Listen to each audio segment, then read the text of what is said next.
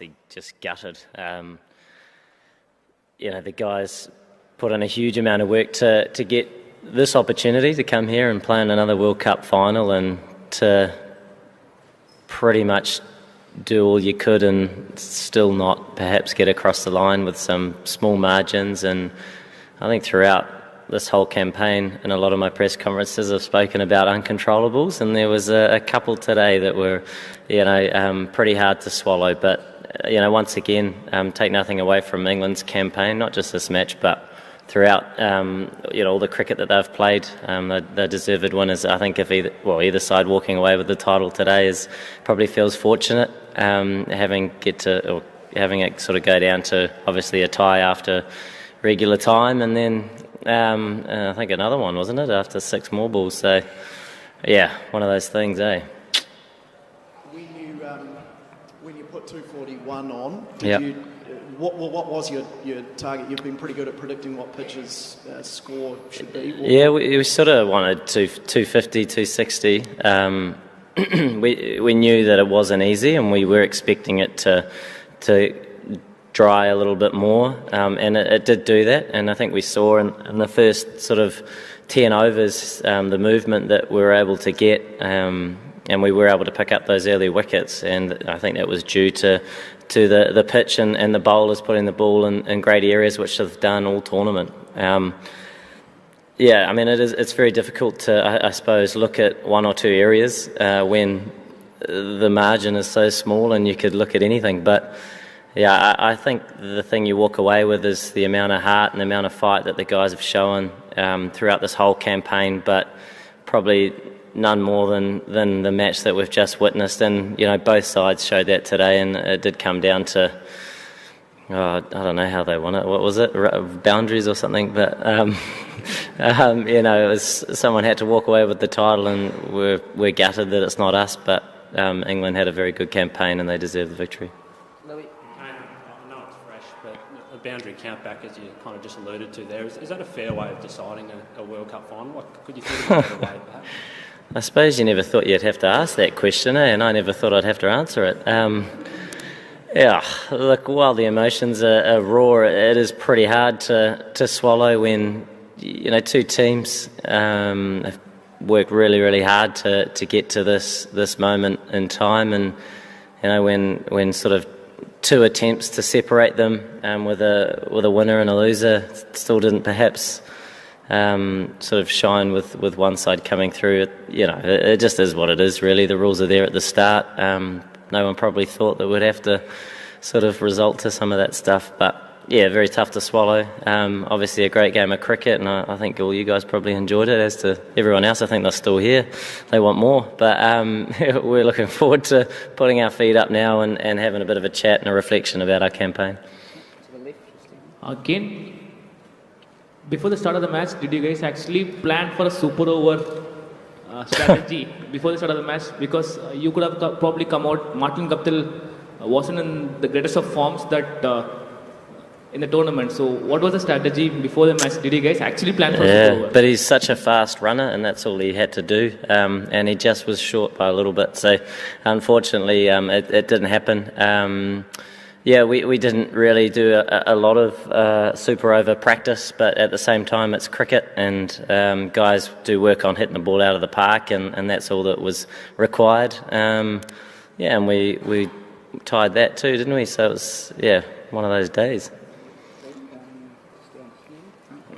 Kane, is it any consolation that people who watch this game will remember the Black Caps for 2 moments of outstanding sportsmanship? One when you signalled that Trent Boult had stood on the rope, so it wasn't a 6 when you were that close to dismissing Ben Stokes. Those things are remembered by spectators. I suppose we've just finished the game, haven't we? So whether people talk about it in years to come, we'll have to find out. But it was a fantastic game to be a part of. It is quite hard to look at it at the whole match sort of in a rational way when, we've just sort of been through what we've been through. But judging by the people that are still hanging around and the support that was there long after the match had finished, clearly it was a great spectacle for everybody. Hello. You mentioned the uncontrollables. Another one was when the ball hit Ben Stokes' bat. What were you thinking? I guess no hard feelings, or do you think maybe the rule could change? I don't know. The rule has been there for a long time. I don't think anything like that's happened, has it? Where you now question it, but look, you can't sort of look at that and think that perhaps that decided the match. There were so many other bits and pieces to that game that were so important. When it comes down to a tie, you start looking at every single delivery, don't you? But it was a pretty tough pill to swallow, that, when we're looking pretty likely with Trent bowling really, really well. So one of those things. Kane, a final like this, which sort of thrilled us till the end, how does it raise the profile of the sport? It was followed so widely across the world and it kept getting more and more thrilling. Yeah. Oh, you mean everybody loved it? English loved it more than we did, I think.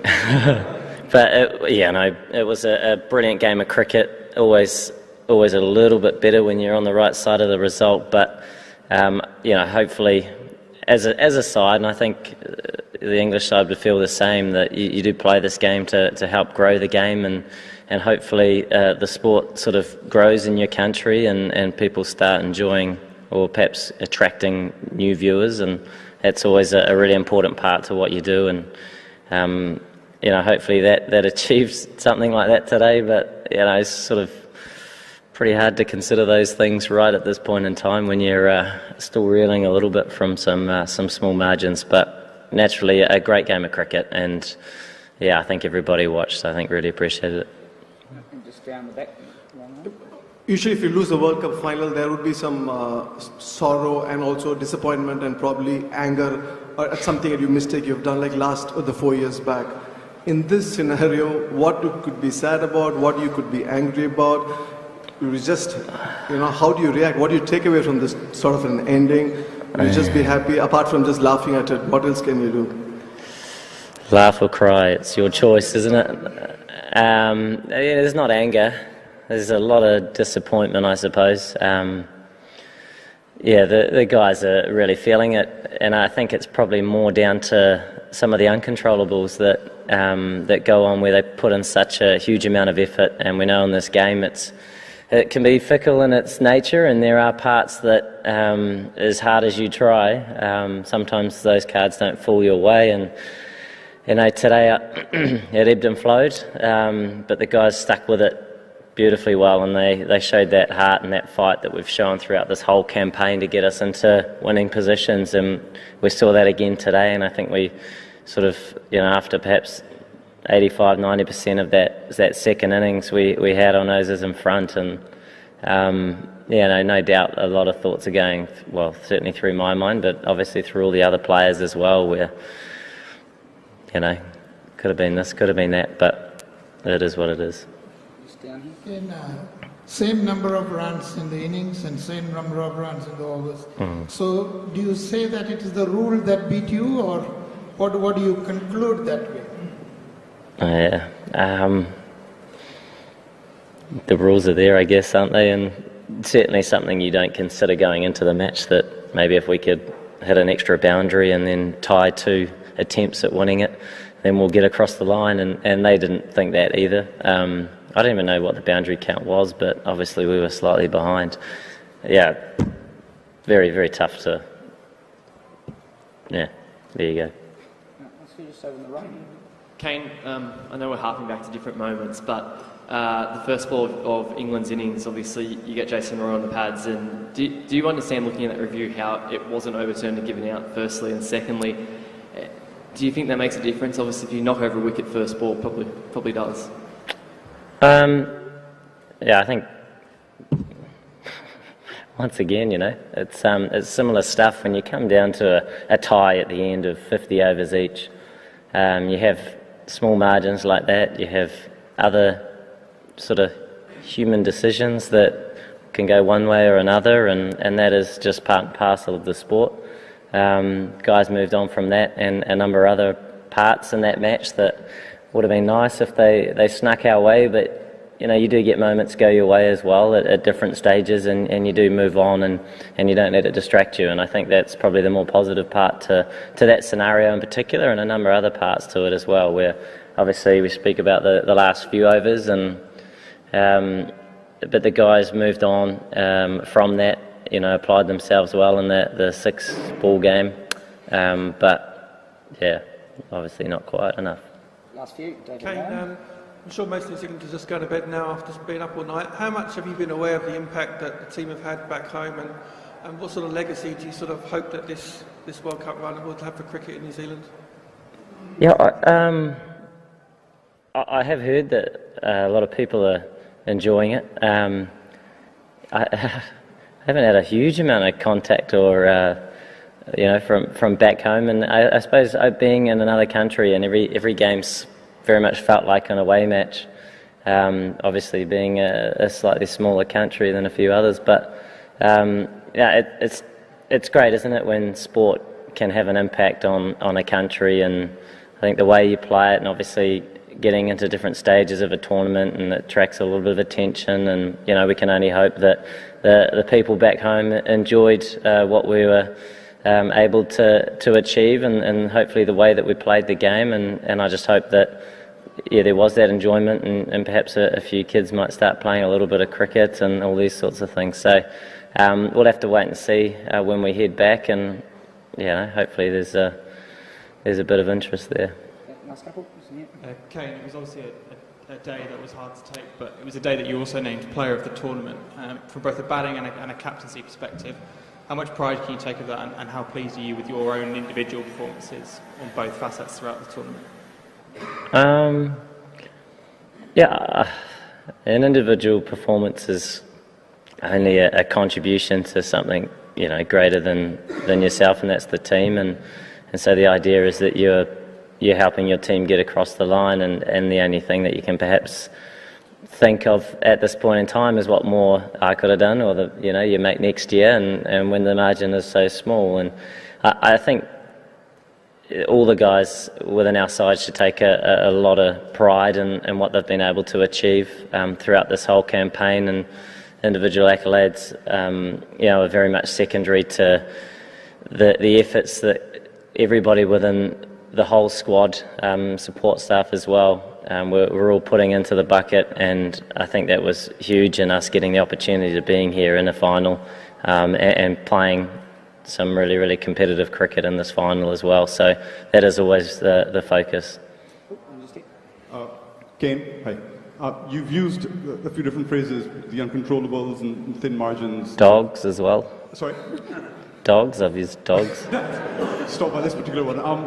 Would you agree that one way of looking at it is just down to luck, that you're not sitting there as a World Cup winning captain today, especially with what happened with Guptill's throw, hit Stokes' bat, went off for, I guess is it just luck that you're not? I guess it's uncontrollables, I suppose, mean that you can't control them, can you? So it's up to someone else, I don't know. I guess there's a little bit of that at times, isn't there, in the game that we play, where there are so many variables, whether it's the surface, the opposition, any sort of condition that can have an influence. But that's why the game's so great as well, I think, is that it can be on any given day, anything can happen. There's not much constant about it, and we saw that in this match and in a lot of other matches as well. Oh, just last one over here. Okay, I asked this question standing because my respect for you, the way you have conducted, you have won an individual award also. But do you think the cricketers, the competition, you're happy, or everybody should be like gentlemen like you? Everybody, they're allowed to be themselves. I think that's a good thing about the world, and everybody should be a little bit different as well. And very difficult question to answer. That's probably my best answer, is just be yourself and try and enjoy what you do. Thanks very much, guys. Cheers.